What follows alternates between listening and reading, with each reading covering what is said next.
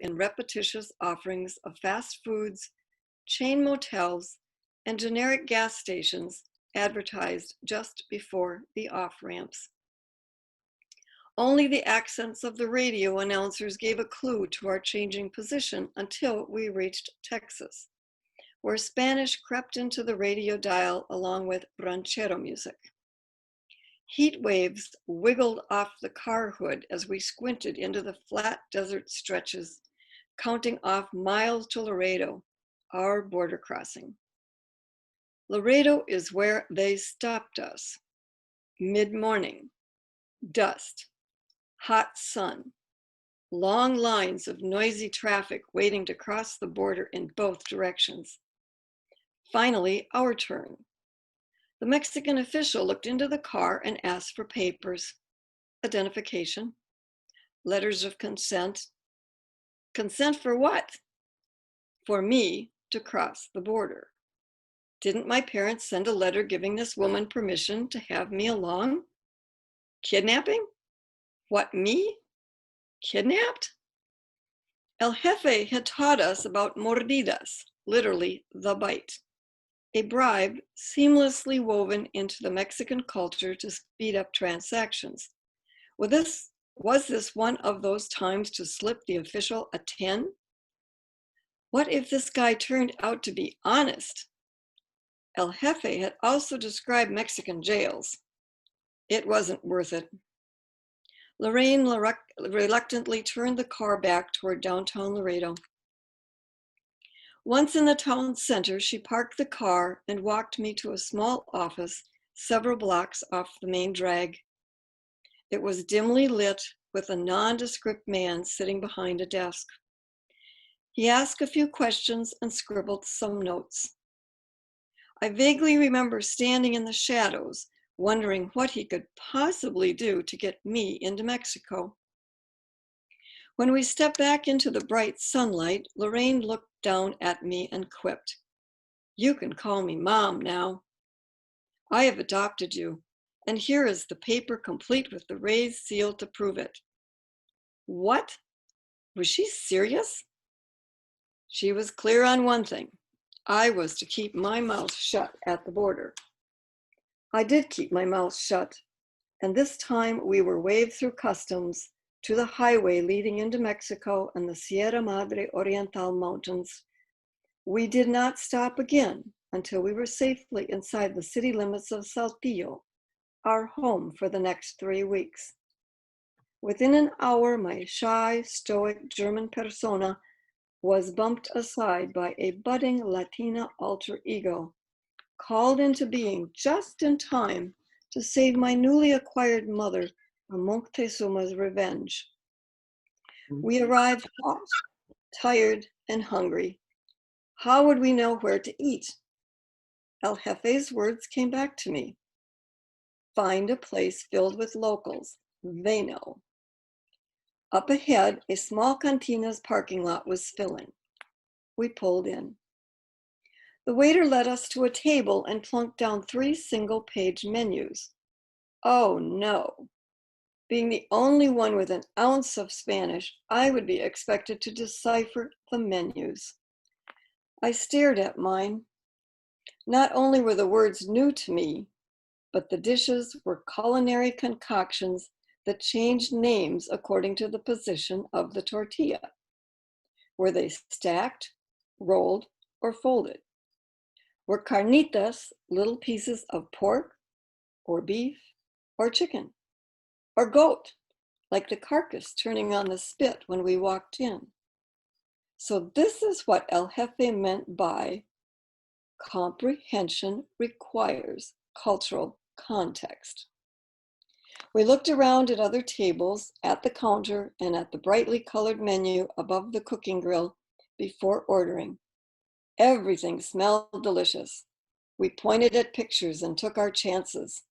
The mesero placed the hot platters before us and asked, "Hay algo más?" 3 words. I could do that. No, gracias. We didn't need anything more. Not until a few bites into the meal, anyway. Lorraine's eyes widened. Her left hand reached for her throat, and the other waved wildly in midair, more or less in the direction of the waiter. I looked across the table at Cindy and then down at Lorraine's plate. There, on the bed of rice and frijoles, lay a bitten off chili pepper. Tears streamed down her cheeks. The waiter ran to our table with a pitcher of water. Agua, oh no, not agua. El Jefe told us that agua in Mexico was akin to arsenic for the unaccustomed gringo. That could lead to hours curled in the fetal position on the cool tiles of some Mexican bathroom floor, wondering if you should insert your head or your behind into the toilet first. It is said that this is the revenge that the Aztec Emperor Moctezuma inflicts on all white invaders due to the treatment he received at the hands of the Spanish conquistadores in the early 1500s. Just as the mesero took Lorraine's glass to pour in the offending liquid, a memorized phrase popped out. Trágame leche, I pleaded. Bring me milk. Like magic, these foreign words sent a full-grown man to do my beckoning. He turned heel and came back from the kitchen with leche, the preferred antidote to soothe the effects of spicy foods. Wow, no textbook dialogue was ever this exciting. Lorraine's breathing calmed. Around us, clusters of patrons returned their attention to their arroz con pollo and Dos Equis beer. I really was in Mexico.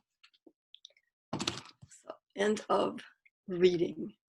Thank you. I just wanted to make a quick announcement before we go on that this meeting is being recorded, just so if somebody else wants to do it later. Is that okay with you, Jan? Yes, that's a very good idea. Thank you. Yeah, yes. Yeah, thank you. And Does anyone have a question or comment at this point or not? I don't see any questions right now, but also people could unmute themselves and ask a question if they'd like.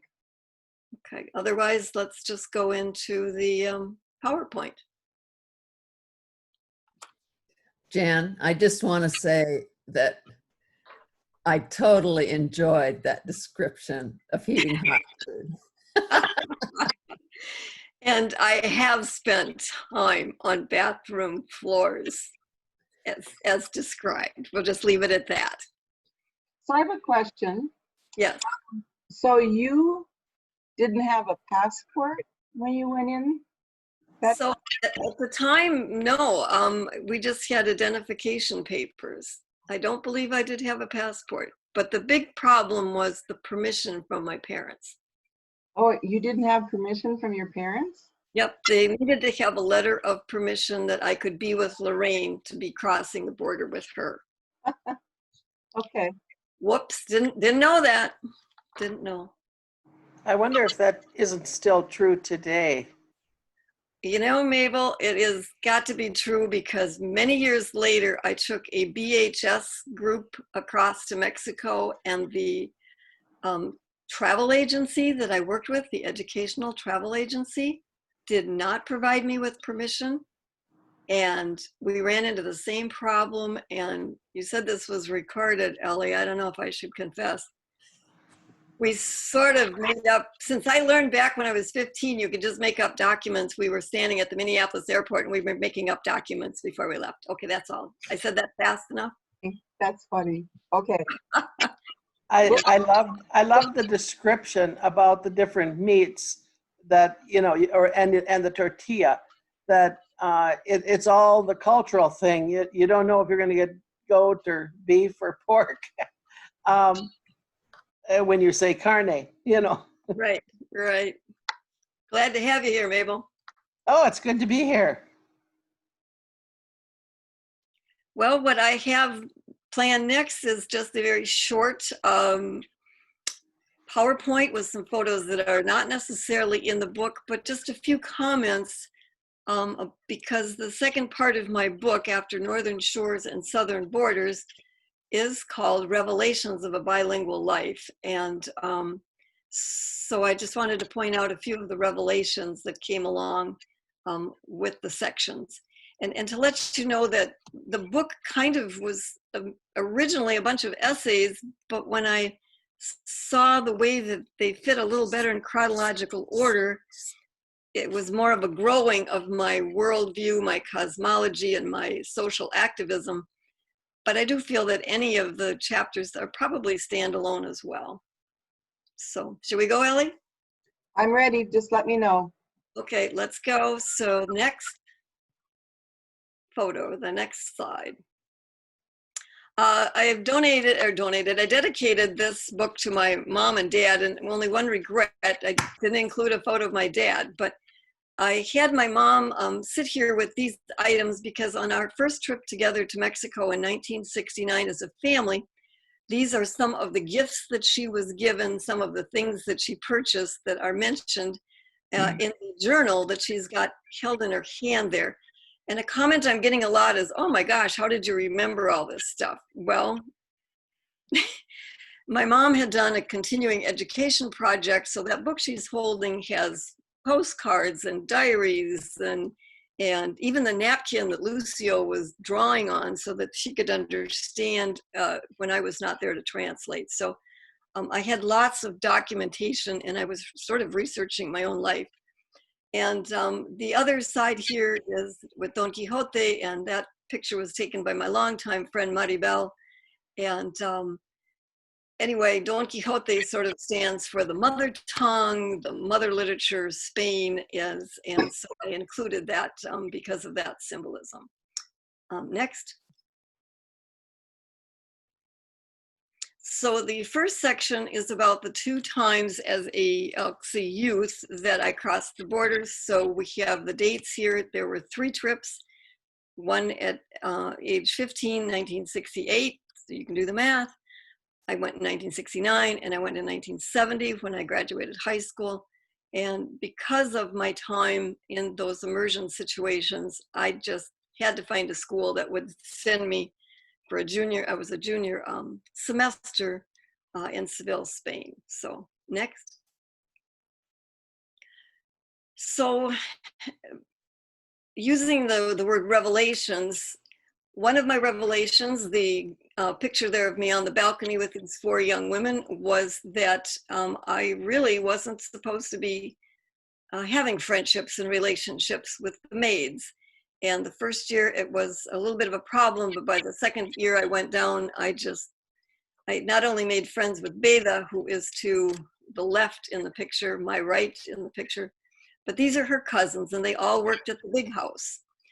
The big house is pictured there on the upper right, and the woman that is standing there, the next revelation is that she was my Mexican host mother. And when she answered the door, I was totally unprepared for her to be white and blonde. So scratch that, I don't know, racial profiling, didn't work. The lower left picture is Interamericana, and it was a very strange concept for me as a 15-year-old that in that circumstance, I was actually the foreigner. And an incredible, incredible discovery was that in Mexico, a whole lot of guys wanted to go out with me. And in I don't know, Eau Claire, Wisconsin, you couldn't get a date if you were on your knees. So I was able to go on, well, many, many outings. And this was a wedding that one of my good friends, Lucio, took me. And these were Lucio's, well, this is his colleagues and peers at his engineering school. And so I got to dance every dance. Next. This is on to Spain, where I also had a family, host family situation, as well as going to a school. So in the upper left, that's Mario, my Spanish brother, and we're at the Plaza de las Americas in Seville. Maybe the Bradshaws went there and fed the dogs, I don't know. On the right side, my Spanish mother, who, well, of course she's brunette and white, Spanish, Spain. And she had to comb her hair before the picture. I did not. We did a lot of travel. So the picture in the middle is of Ronda on our way to the Mediterranean.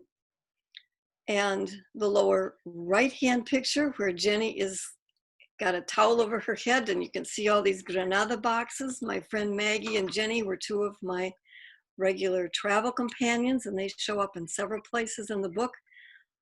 An exciting story post writing the book is I had not been in touch with Jenny for 40 years, and we reconnected 2 months ago, and we are just having a blast right now. And the other thing with travel is picking up other kinds of customs. And the lower left, you can see Jenny there again, just a little part of Maggie, my brother there, Mario. And the guy that's facing us directly, his name is spelled just like Jesus, but it's pronounced Jesus. And we were learning how to eat a grape with every strike of the clock. And you can read how that turned out. I just got to, can't tell you everything. Next slide. Well, coming back home after speaking Spanish every day, and every single day in Spain was a new adventure. Every day there was something new to learn or eat or someone to meet. And then you come home and that's major cultural shock. And I'm going to maybe cite Ann Turnbull here, but coming back to the United States, it's big. It's a huge shock.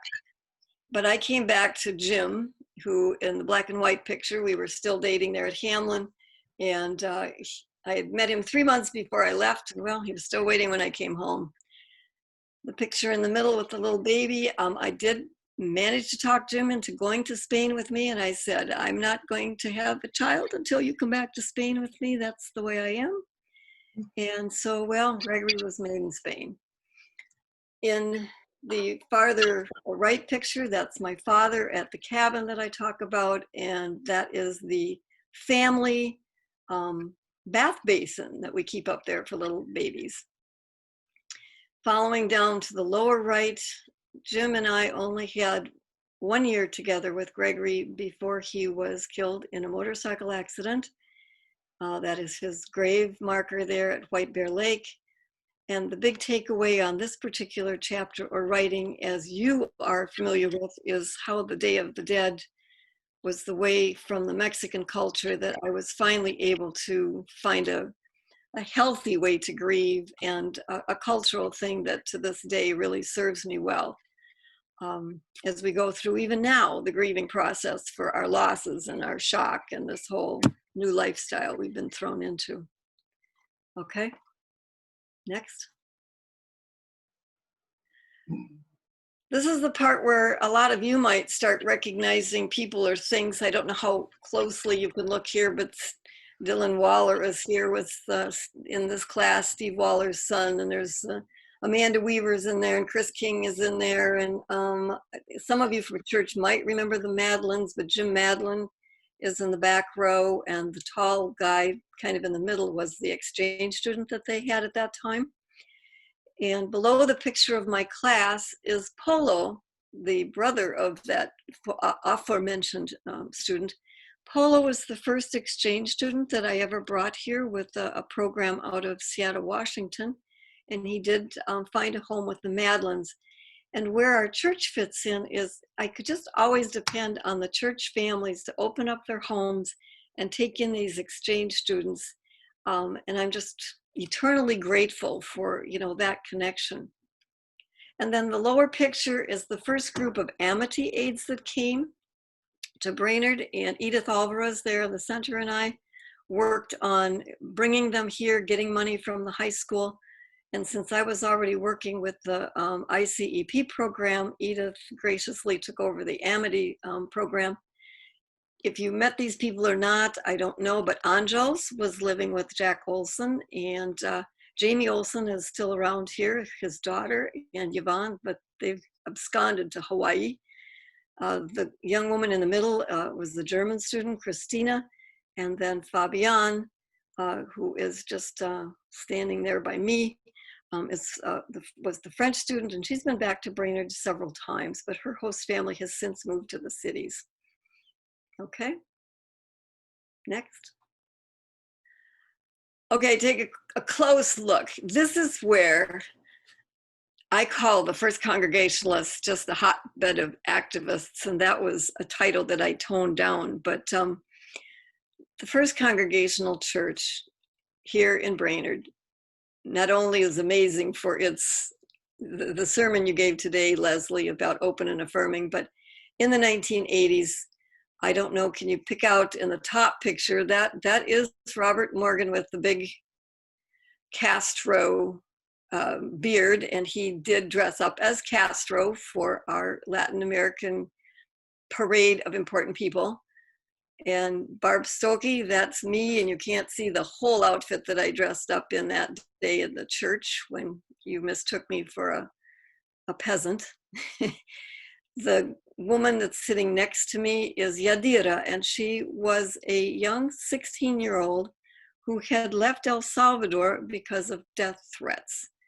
And so the church in St. Paul, Minnesota, the Presbyterian Church, had worked as one of the first sanctuary churches, bringing people through from Central America up to Canada, who had Canada having a wonderful refugee program, accepting these people that the United States would not accept.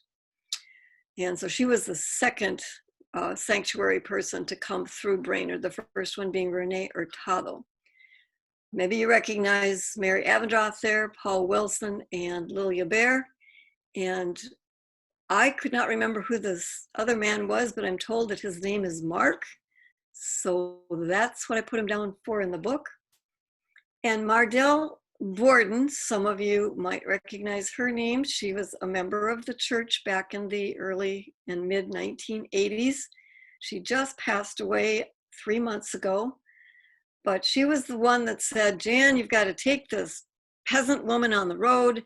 And we started the garden gleaning, we started giving out seeds, and it just seemed that we could carry this Central American message about the United States policies of the time and the Reagan era could be maybe more readily accepted if you started talking to people about hunger and what caused hunger. So, yeah. From the back, okay, coming around the corner there to the right, that's Grace Johnson at a bazaar that the Women's Fellowship so wonderfully put on and supported. And that is Martha Keller. Keller, that sounds right, yeah.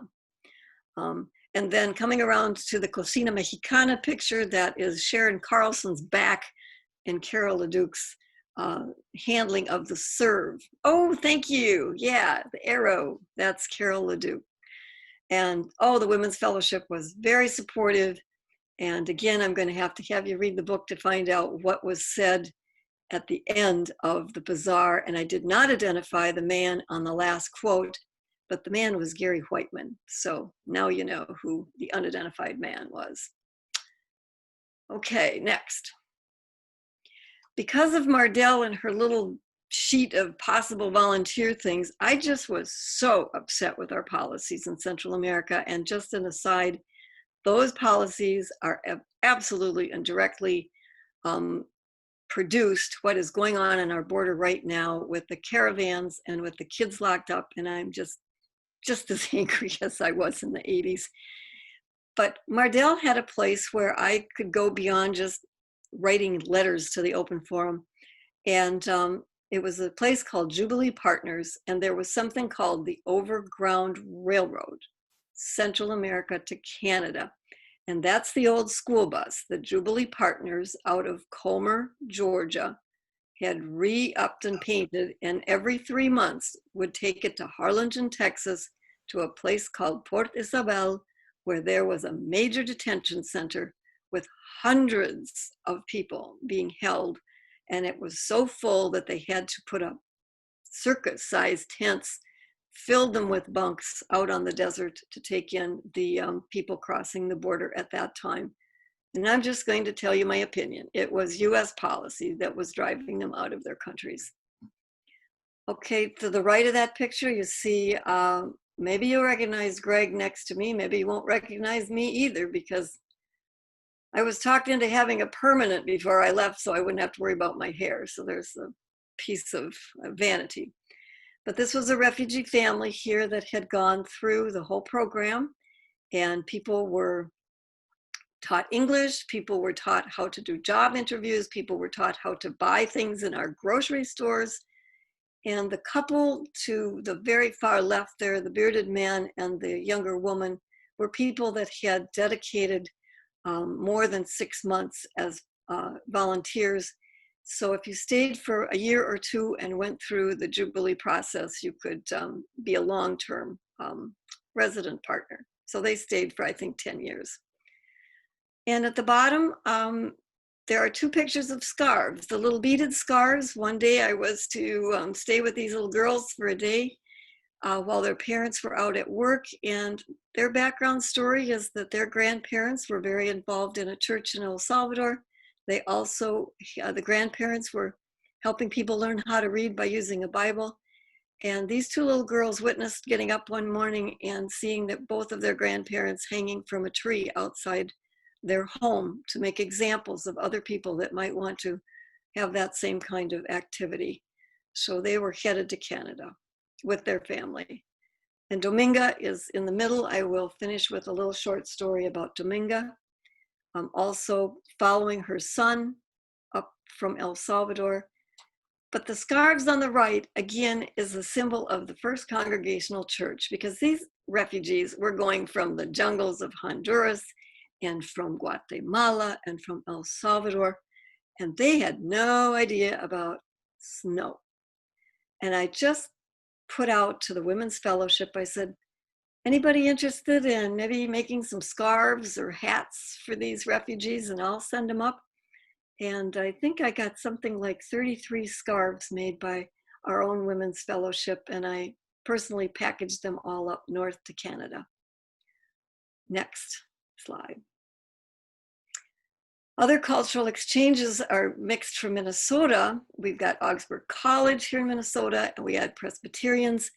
And the man in the middle there was Father Greg Schaefer from New Ulm, who spent over 40 years ministering and taking in volunteers and doing reforestation and well projects and orphanages during the time of the violence. And in the lower left-hand corner with all the people there, you can see me way over to the right, and then the woman in the big long dress, there's Edith Alvarez. And these are the Presbyterians, and they always introduced me as their token pagan. And so not being a Presbyterian and not being a Catholic, I've traveled throughout Guatemala as the pagan. The lower right-hand corner has a picture of me walking with a young woman.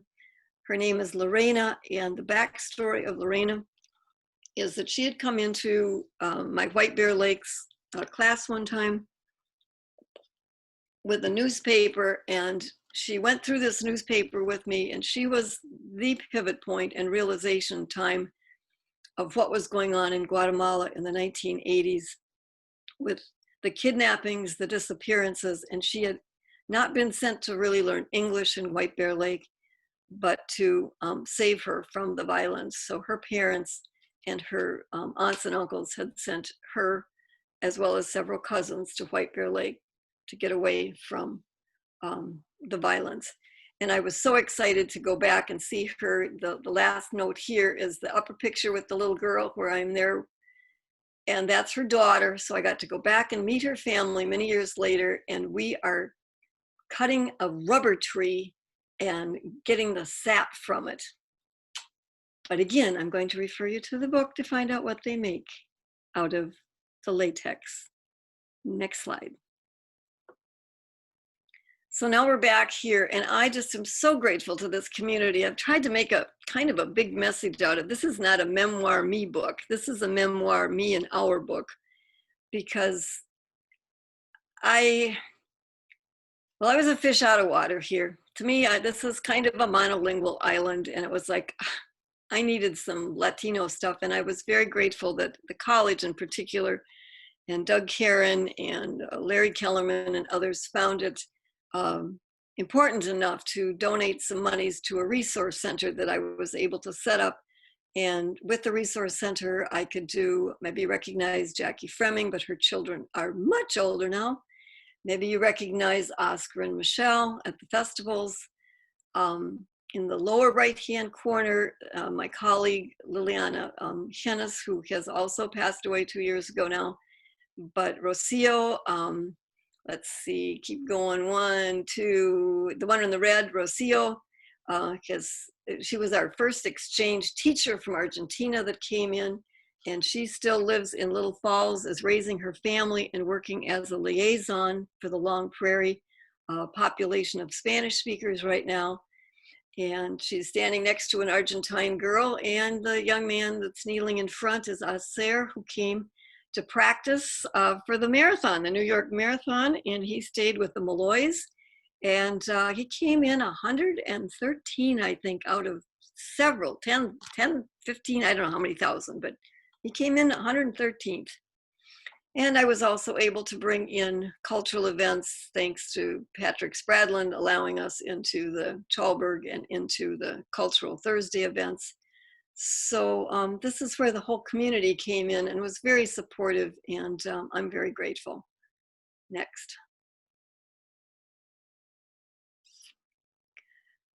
Here's one that hit a little closer to home, another Augsburg college event, and I decided I wanted to sign up and be an election observer in the 2000 election because Mexico had a system that was very fraudulent and, you know, promised a village electricity if you would vote for the PRI candidate.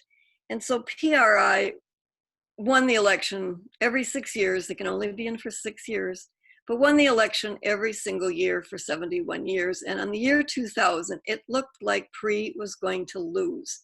And would this country that had never had any practice in turning over to a different winning party be able to graciously do so, follow somewhat of the rule of law, or would there be a revolution? So I include that story because I'm juxtapositioning it and know that I wrote this months ago. I'm very concerned about the US 2020 election. Will we have fair elections? Who is going to scream fraud? I hope we don't go to a revolution. I hope we have enough of the rule of law left, but it's just another case of maybe the United States shouldn't be waving its finger at just anybody else, because how's it working for us right now? So I hope we give it a lot of thought, and okay, I'll quit preaching now, go to the next one. Medical missions, another tie with the Brainerd area. There are people in Brainerd that Sharon Kramer and Paul Malloy and George Fruth and Annie Vandervest and on, who 12, 15, sometimes 20 years in a row went to Guatemala or Tanzania. And they went with, in this case, Helps International. I only went the one trip, but some of the questions that I raised were, oh my, you know, when we go as a church or a medical mission or any type of mission into another country, what would be helpful to know about their recent military history? So for instance, that young military man who could speak the indigenous language had no idea. He was probably 5 years old during the revolution. But that little old lady, not me, the one to the right of me, would have known that many military in her lifetime had come in and rounded up people and locked them in churches and burned down the churches.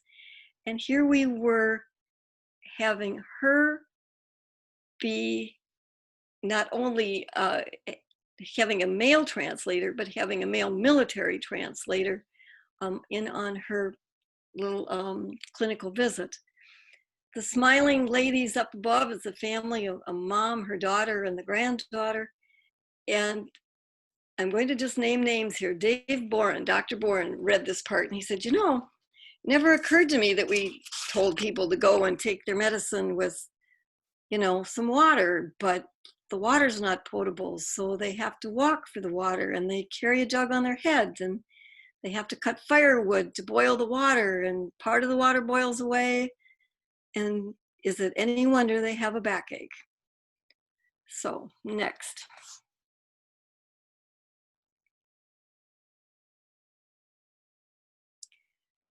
We have immigrants in our midst. I have some experiences, thanks mostly to Sister Donna Zeta. Again, now she, I think, passed away a year ago in April. But through Sister Donna, I was allowed to meet a number of farm workers and farmers and people that she worked with. And one of her last requests to me was, would I please write to this Cuban woman in Florida who had been, well, part of the time on death row in Florida. And I'm still writing to Anna. I'd love to talk about her someday. We need her on the prayer list.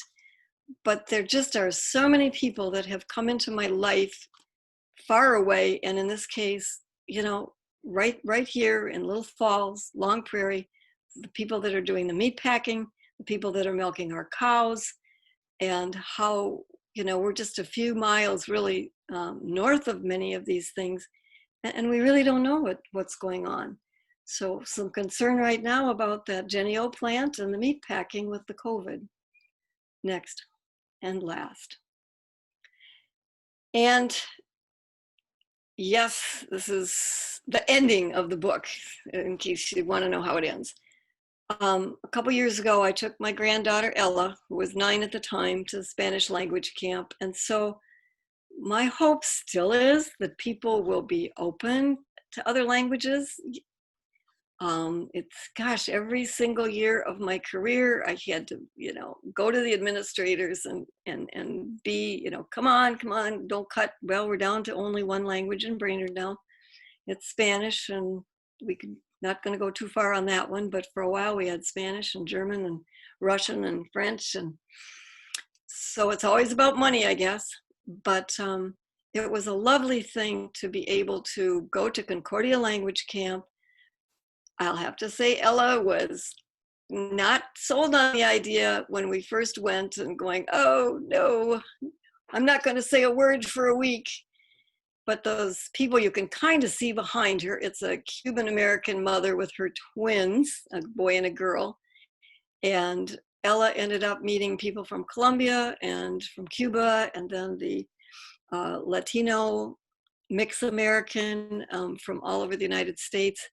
And this was at the final supper that we had the last day of camp. And I'll just let you figure out if she had a good time or not. How long ago was that? That was 2 summers ago. Oh, Yeah, so to do that, and now we can't travel. So some of my message is like, oh yeah, go out and learn about all these people, except stay home and wear a mask. So there's that. So I'm just looking at the time. It's 12, and we started 15 minutes late. Do you want me to just finish with my reading or take questions, or where should we go at this moment? Any input from,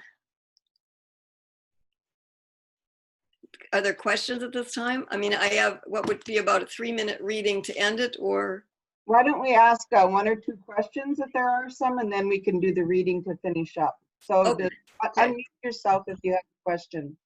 Yep, I definitely am going to be, you know, cognizant of the 15 minutes that are left, because we started at about 11:15. Okay. Okay, thanks, Ellen. I haven't read the book, but I would just as soon listen to you read the rest of it to me. Oh, you know, thank you, Gary. And you know, gosh, I wish. I am calling up Sister Adela once a week. She's got macular, what is it, degeneration, whatever it is. And she can no longer read. So I am reading a chapter a week to Sister Adela, because I can no longer visit her at the convent. She's under, you know, the nuns are all under lockdown. You could record it. You could record it and send me a copy. Okay. Okay. Jan, Yes. this is There's Dan. my- Hagstead. Yes. If you really wanted to make it an audio book, I could help you do that. I've done several and I know how it's done.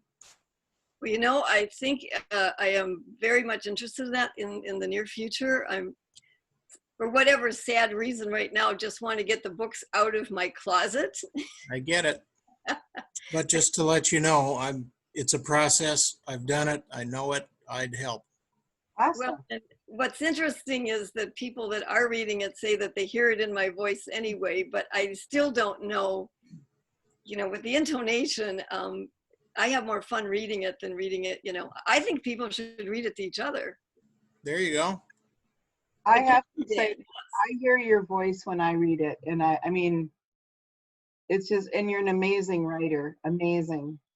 Oh, thank you. Because that's when you sit alone in your room, that's just one of the biggest questions. It's like, that Waiting to get it signed though. I want to have it signed someday. okay, we'll do that. Why don't we go? Unless there's another question, we'll do the reading. But it looks like Mabel, you had a question? I do. I am wondering, are you open to visiting book clubs? Well, absolutely, and that's always the question of how to. And this is not going to sell me any books, but I did donate 10 books for book clubs to the local library. And so if somebody wanted to do that, and I know that Claudia Aline has asked about something for the Nisswa. There's a Nisswa book club. Right. But yes. And I don't know if it would have to be a Zoom thing or just, social distancing. But Sure. Obviously this is what I wanted to be doing at this point. And I'll be doing at the AAUW in November, probably Zoom. I've got something in Eau Claire, Wisconsin in October. So things are coming in, requests with the comments, depending on how, the people are going to set it up. Well, I just think that your reading and your personal viewpoints and perspective on things, it makes it very exciting for people to be able to, share the book, read the book. Well, thank you. Well, and the part that I was looking forward to was being able, as I said, to have the little, to wear my t-shirt and to wear my mask, and then I can still teach about Frida and hand out the little flowers and put some music on, and depending on the club, maybe having margaritas. So yeah. Good. Yeah. So yeah, get in touch, Mabel. Let me know. Thank you. Yeah. Okay. Why don't you go ahead and read us out? Read you out. Okay, if you do have the book, this is for you, Gary. I'm reading to you now, Gary. This is from page 169 and 170, and it's called Bonding Over a Baby Blanket. So this is about Dominga, the woman in the picture that you saw earlier. It was our quiet times together, however, that I most cherished. Dominga and I sometimes met after English classes to sit on the lawn and just be.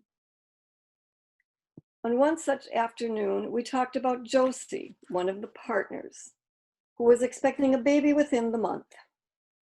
Surely we could think of something to do for the new arrival. Maybe the baby could use a blanket, she said, sifting through ideas. It would be nice to make something ourselves, no? Excellent, I blurted out. I can crochet. I could make an Afghan. I've done that before, and since it is for a baby, it won't have to be that big. I'd have time to finish before it's born. I clapped her on the back. Dominga made a dubious face and tilted her head toward mine. She didn't have money, but my $5 a week allowance was being subsidized by my checkbook from home. Let's go to the store in Comer and get some yarn. You pick the colors and help me roll it into balls. What do you think? I looked at her for some enthusiasm. I can go with you? She asked, surprised. I think it's okay for you to leave the property. I'll ask. There might be a legal documentation thing, some identification in case anyone asks.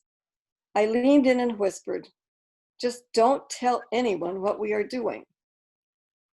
So it was that we began our clandestine project. We had the habit of meeting after lunch, so no one suspected. We spread a blanket on a back field out of sight of the others and began work. Dominga wound the yarn into balls, and I moved the crochet hook through its paces.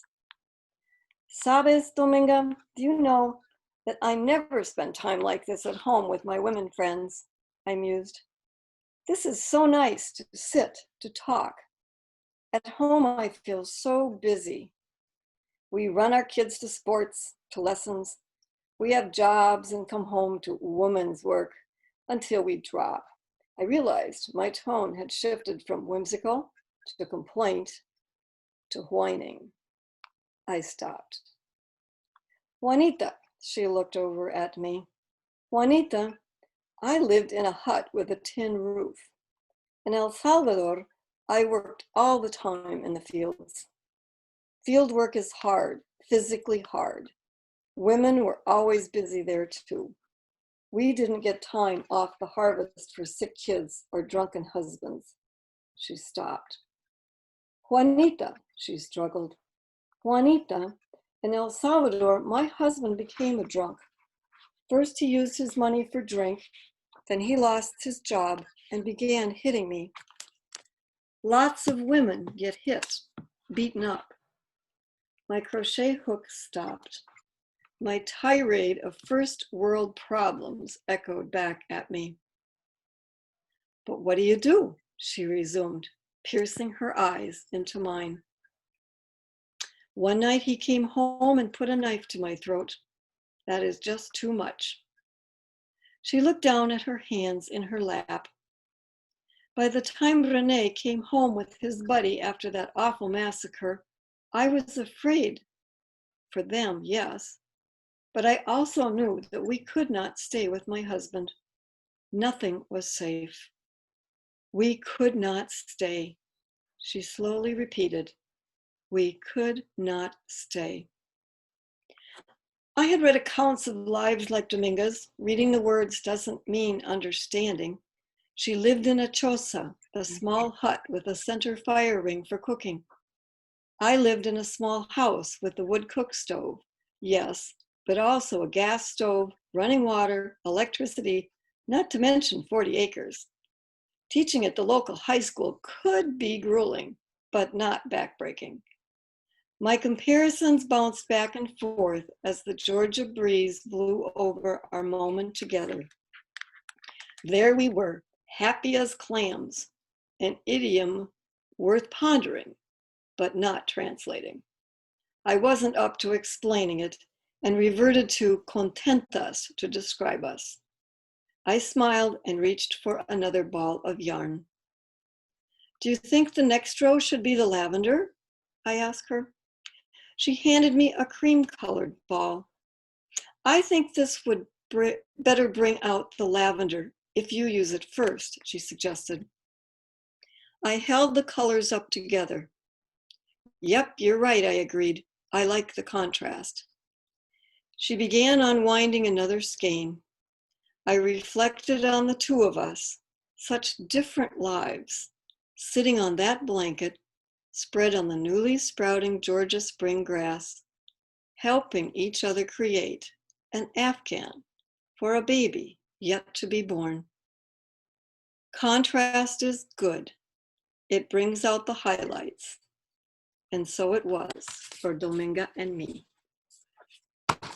Contrast is good. Wow. Thank Gracias. you. That Thank was you. beautiful. Thank you. And thank you, everybody, for coming today.